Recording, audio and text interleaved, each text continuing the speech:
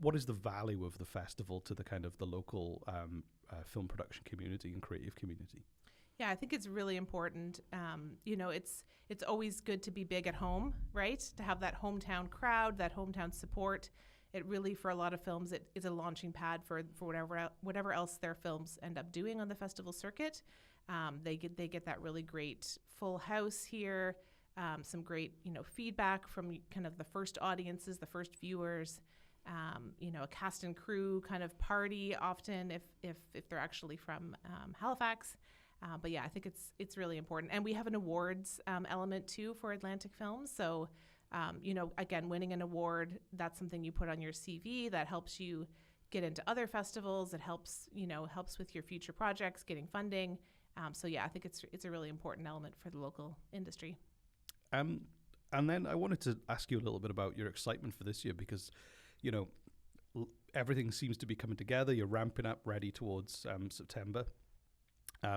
What are you most excited about for this year? Most excited about? I feel like we're bringing back a lot of events this year. It feels, every year post-COVID, we've been saying we're back. But 2024 certainly feels even more back, more back, if that's a term.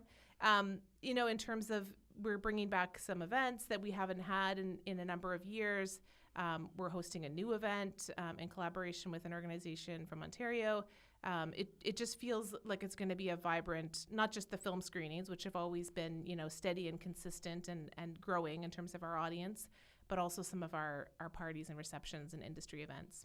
Yeah, that's one thing I remember is lots of cool little parties dotted around the city with different partners in different locations. And it's kind of one of the charms about it is that everyone gets to kind of like explore and go to these different places and mingle with like local production crew and people who are just interested in filmmaking as a passion, but also the talent who are visiting too. So that's good to know. I like that part of the I like that part of the festival.